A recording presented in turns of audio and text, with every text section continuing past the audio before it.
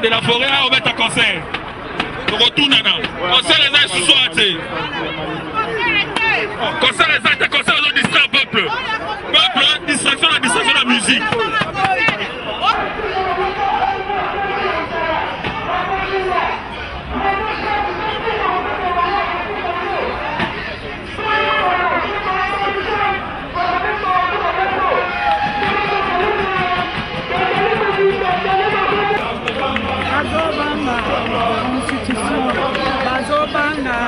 Constitution.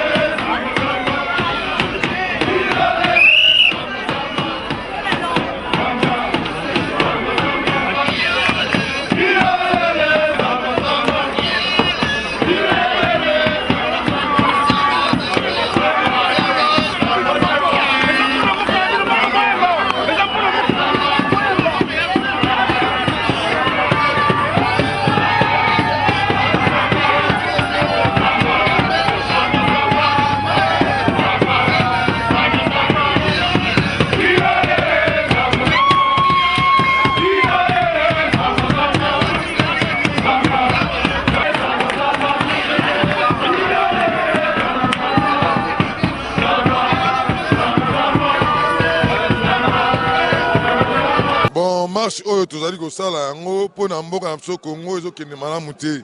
Alors na minute oyo lokola mboka ezokende malamu te biso aussi décision na poto toyi décision bino bandeko na biso bwana mboka bolamuka so bolamuki te to bloquer ba code bokozwa su ba code te po bolala banzala botomboka kitoko ba code ekala te ba code ono okangama. Non, yo sengi sikoyo ke non ndenge biso na ndenge bino bozali awa boy bosa marche bobi Kabila alongwa.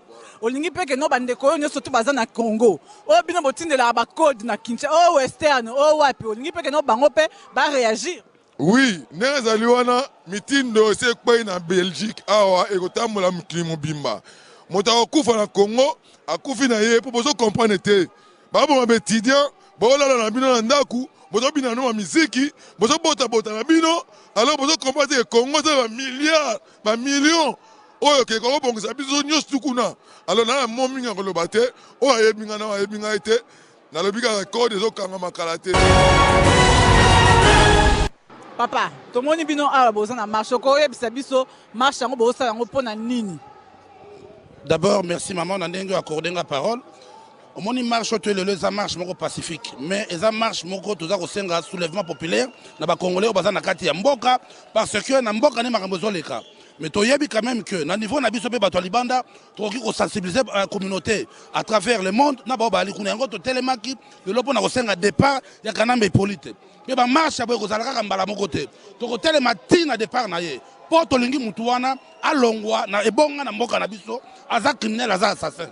Siko yebi nini? Bato nyonso tu bato baoloba wanya exiba na Kinshasa baloba bibino na poto awa bosi bolia bambala botondi siko eza nde kotonda nde ezotemisa bino boleka na libanda na balabala boye bosala marche siko mpona bana na biso bandeko na biso ya Congo eloni yo oyesa bango bao baza na Congo siko. D'accord, nakoyesa bandeko na biso ya Congo soki bango moko baza bakoki kotambola te, mais je crois situation ezoleka na Congo bozomona ndenge monde ezotambola te na Niger. Tant que Mamadou Tanja a changé de constitution, bah général ba moni kende to mboka zo kende boye, mboka zo kende libulu, ba kangi président. So ki peuple zo kokate, ngana zo ebisa siko message, to tika na no peuple, ba militaire, ba généraux, ba officier, message na ba soda. Boye bi ke mboka zo tambola malamu te. Bino bo ali charger pour assurer sécurité ya peuple na mboka sur le territoire. Boye bi ke na est ba zo violer batu, bo zo futa bino malamu te. Bana na bino bazotanga bakelasi malamu te ba famille na bino ainsi de suite bato bazofuta malamu eza ba militaire oyo bango bauti bango libanda bakosonga na kati ya armée na biso botelema yango moni tozo combattre awa pour la liberté ya bambemba ya ba Tshisekedi bango ba président Congo tokene liboso quoi. Merci. Docteur Mbungani, le MLC aussi a le même slogan que tous ces gens qu'on a trouvé ici. Kabila dégage. Pourquoi Kabila doit dégager? Merci maman Nancy de nous accorder la parole. Le MLC est partie prenante à cette manifestation parce que le peuple congolais en a marre. Le Congolais souffre, le pays va mal. Kabila a fait un hold-up constitutionnel. Il veut changer la constitution pour pouvoir demeurer au pouvoir ad vitam. Voilà la raison qui nous pousse à venir manifester nombreux et donner l'impulsion à nos frères restés au pays qu'on doit tout mettre en œuvre pour mettre Kabila dehors du pouvoir au Congo. Mais docteur, vous êtes du MLC. Le MLC, il faut dire que c'est le premier parti de l'opposition dans notre pays, la République démocratique du Congo. Pourquoi n'est pas aussi, par rapport à ce que vous venez de dire, pourquoi n'est pas organiser quelque chose au pays? Parce que tout se passe dans notre pays. Parce que vous êtes en train de marcher ici et dans notre pays, le Congo, il n'y a rien qui se passe. Et vous pensez qu'avec ce que vous faites ici, Kabila va partir? D'abord, il est important de dire que ce qui s'est passé en Tunisie et en Égypte, c'est l'impulsion du peuple. La population a une force que personne ne peut arrêter. D'abord, aujourd'hui, c'est l'œuvre, c'est la manifestation du peuple congolais ici de la diaspora qui donne un signal aux frères et sœurs restés au pays.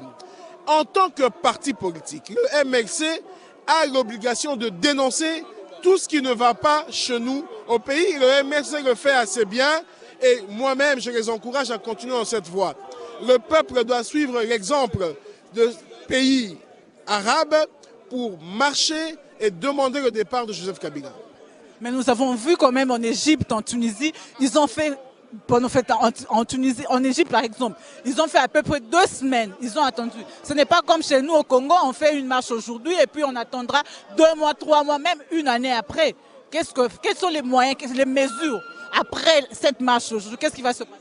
Les stratégies ne doivent être divulguées dans la presse, mais en tout cas, tout sera mis en place pour que les Congolais se mobilisent. Vous avez suivi qu'il y a quelques semaines, déjà dans l'arrière-pays, les Congolais se sont manifestés, mais la police a réprimé ça avec violence, mais ce n'est pas fini. Aujourd'hui, plus que jamais, nous appelons le peuple congolais à la conscience pour manifester, pour montrer sa désapprobation au pouvoir en place et demander que le gouvernement de Muzito et de Joseph Kabila puissent partir.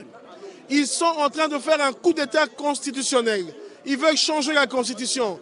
Ils veulent, Kabila, si demain la Constitution est modifiée, pourra révoquer les gouverneurs, dissoudre des assemblées provinciales. Et ça, en violation de la Constitution et surtout de l'article 220 de la Constitution, qui prévoit qu'on ne peut pas diminuer le pouvoir des entités provinciales. Docteur Tokota Mukena Lingala Toyoki Awa, bato tozo poser bango ba question ba bino bandeko na biso à Congo, ceux ba lundi marche te, bango ba bloquer ba code. Donc ba otinga sous code na Western Union te, ba ça seul le morote pour na bandeko na biso à Congo. Yo lobini. Non, maman non, singai na yebisi bandeko te, tozali d'abord oye sangsaka biso ezali boboto bolingo. Soki ndeko no azana pasi kozangisa kosalisa ete. Nakoye kopekisa moto te asalisa mama na ye to papa na ye o azana bokono. Mais tokotuna na bandeko. Soki otindi mbongo na Western Union, tia code, question, Kabila, réponse, dégage. Au moins, population a un mbongo pe a un message que tolingi sou Kabila te. Merci beaucoup, docteur Mungala.